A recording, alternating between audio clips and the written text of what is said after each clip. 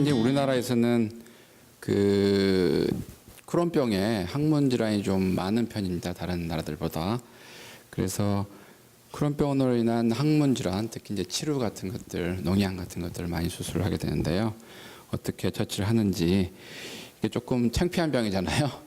사진도 좀 그렇고 그래서 제가 이렇게 좀 크게 해가지고 좀 가져오긴 했는데 항문이 어떻게 생겼나 보여드리고 싶은데 보여드릴 수가 없어서 비슷한 걸 좀 가져왔습니다. 이렇게 생겼습니다. 그래서 이렇게 예쁘게 생긴 게 정상인데 그 치루나 여러 가지 염증이 생겨 그러면은 이렇게 이제 되지가 않죠. 그게 참 문제고 이렇게 이제 굉장히 다양한 병들이 있습니다. 그래서 어떤 게 있냐면 되게 이제 치욕도 있고 치열도 있고 농양도 있는데 치핵 있을 수 있지만 좀 별로 드물고요. 크론에서 치열 조금 있을 수 있습니다. 조금 다른 방향에 생기고 치열이라는 거는 이렇게 좀 찢어지는 거거든요. 치핵은 말하자면 흔히 말하는 치질인데 덩어리가 있는 거고 그다음에 이제 고름이 잡히거나 길이 생기는 거 고름 때문에 항문 주위에 이렇게 막 샛길이 생기는 게 있는데 이게 치루라 그러죠. 이게 사실 가장 많죠. 크론에서는 해부학 그 수술할 때는 어떻게 생기는지가 제일 중요합니다. 그래서 이제 자세히 알 필요는 없지만 이렇게 단면으로 보면은 세로로 이렇게 생겼습니다. 그래서 이게 직장이고 여기가 항문인데 항문 들어가는 입구고 항문연이라 그래요. 가장자리라 그래가지고 이렇게 있고 그다음에 이제 관략근이에요. 관략근이 내관략근, 외관략근이 있습니다. 이렇게 생긴 게 치상선, 이빨 모양으로 생겼다 치상선이라 그러는데 이쪽 부근에 이렇게 막 길이 생겨요. 중요한 거는 이 관략근이 이 안에 있다는 거죠. 이 관략근에 수술하면 손상이 되게 되면 변을 잘 참을 수가 없는 그런 큰 합병증이 생기게 된 거죠. 별심금이라 그러는데 이제 이렇게 실제로 좀 보면은 비슷하게 해서 보면은 이렇게 직장이 있고 이렇게 단면이 있고 이제 근육이 이렇게 있습니다. 그래서 이 뒤에 보면 이렇게 노란 게 전부 지방 세포거든요. 이 지방 안에 이렇게 길 고름 주머니 이렇게 많이 생겨요. 그래서 어디가 생기느냐 보면 이렇게 굉장히 많은 공간이 있고 그 공간들 가운데 이렇게 관략근 사이에도 좀 생기고요. 밖에 또 생기고 이렇게 항문연에도 생기고 직장 옆에도 생기고 굉장히 다양한 부위에 생길 수 있고 이렇게 조금 근사치로 이렇게 그려서 보면은 이렇게 고름이 이렇게 있습니다. 실제로 고름이 차서 오는 크론병 환자들이 꽤 있죠. 그러면 빨리 이거를 빼내야 되고요. 치료는 이 고름이 터져가지고 안쪽 바깥쪽으로 이렇게 길이 생기는 걸 얘기를 합니다. 그래서 이렇게 보면은 내공이 있고 외공이 있고 이렇게 농양이 있었던 자리, 이게 처음에 시작된 부위겠죠. 이건 사실은 치료가 흔한 치료, 크론이 아닌 치료가 이렇게 많은 거고 크론 같은 경우에는 이렇게 굉장히 심한 직장에서부터 바로 바깥쪽으로 나온다든지 이런 탑이 훨씬 더 많을 것 같습니다. 그래서 이제 또 좀 근사치로 보면은 자세히 살펴보면은 이렇게 이 항문 관략근 바깥에 큰 고름 주머니에 있기도 하고 직장 옆에 있기도 하고 실제로 보면 이런 식으로 생기죠. 근데 이제 제가 좀 얘기했지만은 수술하다 보면은 예전에는 관략근을 막 잘랐어요. 이제 왜냐면은 관략근을 자르지 않으면 자꾸 재발하는 경향이 있거든요. 치료는. 근데 관략근을 자른다는 거는 결국 관략근의 기능을 많이 상실한다는 걸 얘기를 하고 많이 상실하면 어떻게 되냐면은 환자들이 잘 얘기를 안 해. 창피해서. 그렇지만은 아까 대변이나 이런 걸 잘 참지 못해서 자꾸 새는 변실금이 생길 수 있습니다. 그렇기 때문에 수술을 할 때 관략근을 자른다는 것은 굉장히 조심해야 됩니다. 최근에 들어서는 거의 자르지 않고 뭔가를 해보려고 굉장히 많이 노력을 하거든요. 근데 이제 굉장히 좋은 약들이 많이 나왔죠. 아시겠지만 여러분들이 맞는 약들이죠. 이제 여러 가지 표적 치료제들이 많이 나왔고 생물학 치료제들이 이런 것 때문에 완전히 예전에는 그 증상만 좀 어떻게 좋게 해볼까 그랬었는데 이제 완전히 병을 예방하고 진행을 막고 완전히 치료를 점막까지도 완전히 완치시키기 때문에 이런 걸 봤을 때 과연 생물학적 제재로 크론성 치료가 완치시킬 수 있을까? 옛날에는 불가능하다고 생각했는데 요즘은 가능하다고 생각하고 있습니다. 물론 다시 재발은 할 수 있지만 옛날에는 완전히 막히는 경우를 그렇게 볼 수가 없었는데 지금은 이제 완전히 막힐 수도 있겠다라는 거고요. 그래서 그러면 이제 요즘 치료를 어떻게 하느냐? 1차적으로 처음부터 약물 치료와 수술을 병행을 합니다. 수술은 굉장히 큰 수술이 아니고요. 고름 주머니만 좀 빼내고 고름을 그다음에 아까 길 있었죠? 길에다가 이렇게 실이나 고무 끈 같은 걸 걸어가지고 고름이 생기지 않도록 예방하는 거죠. 그러면서 그걸 시톤이라고 그러거든요.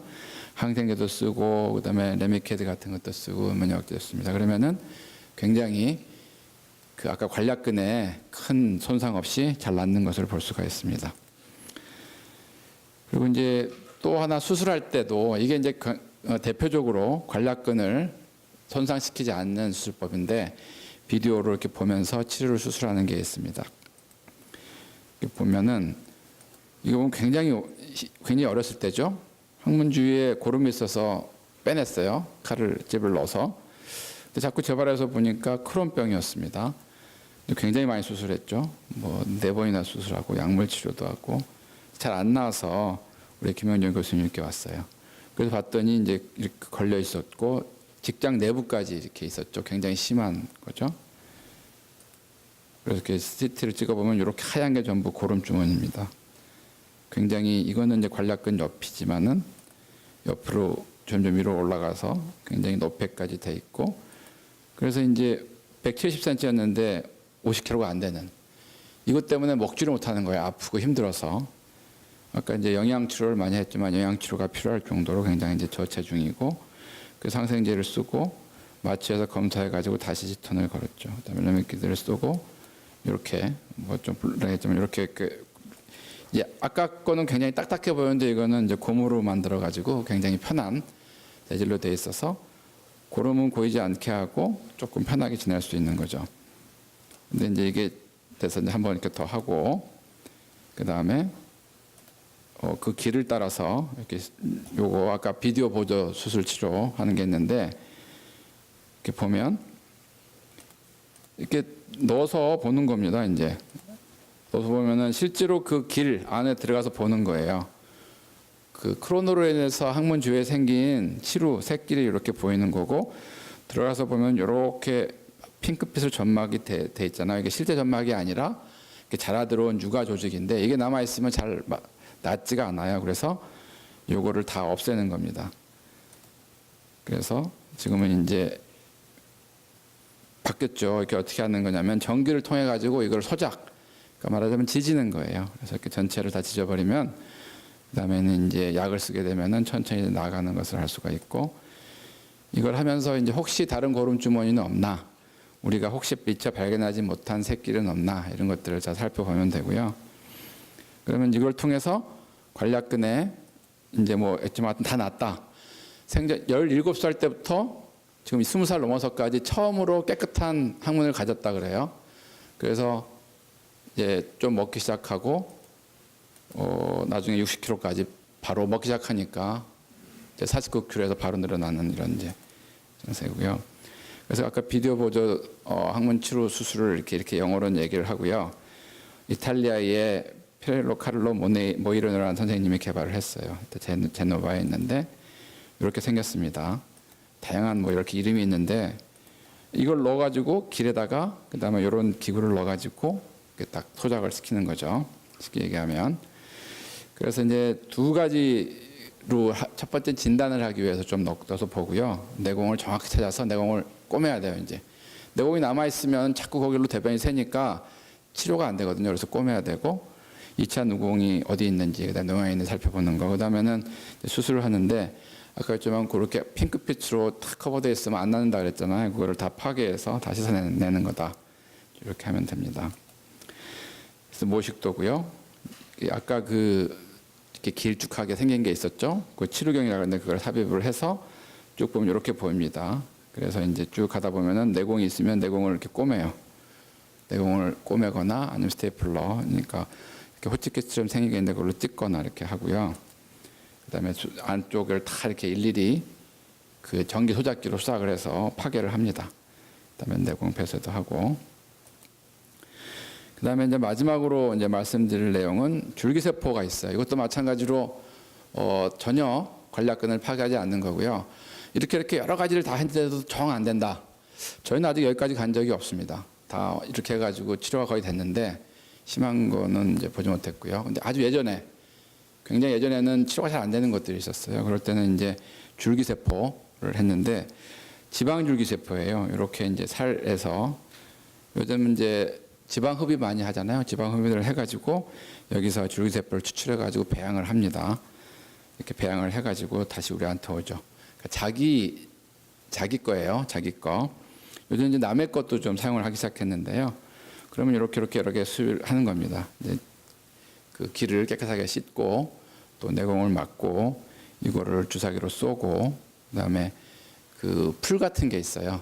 이제 이것도 이제 생물학적 제대로 맞는 건데 그걸 같이 해가지고 넣으면 되는데 맨 마지막에 이런 방법도 있습니다. 이제 왜냐하면 관략근에 손상을 주지 않는 게 가장 중요하기 때문에 관략근에 손상이 가면은 한번 되돌릴 수가 없습니다. 되돌릴 수 없기 때문에 이제 조금 나이가 들고 그러면은 당연히 변실금이 올 수가 있고 그거는 막아야 되겠다. 그래서 이렇게 여러 가지 방법, 시턴을 걸거나 그 다음에 안 되면 비디오로 보고 그 내공을 다치거나 아니면은 맨 마지막 방법으로는 이렇게 지방 줄기세포를 주입하거나. 근데 제가 경험상으로 보면은 그 시턴은 걸고 약을 쓰면은 거의 안 낫는 거를 못 봤습니다. 거의 다 낫고 그렇기 때문에 최근에는 약이 너무 좋아져서 치료를 받으면은 잘 나올 수 있다. 이렇게 생각이 들고요. 대신 사실은 이 항문 질환이 굉장히 심하기 때문에 근처 병원에 갈 수 있어요. 그럴 때 관략근 자르지 말라라고 꼭 말씀해 주셔야 됩니다. 그리고 그 시턴을 걸어달라. 혹시 급해가지고 근처 병원 갔을 때는 이렇게 하시면 되겠다. 오늘은 빨리 여기까지 말씀드리겠습니다. 네, 감사합니다.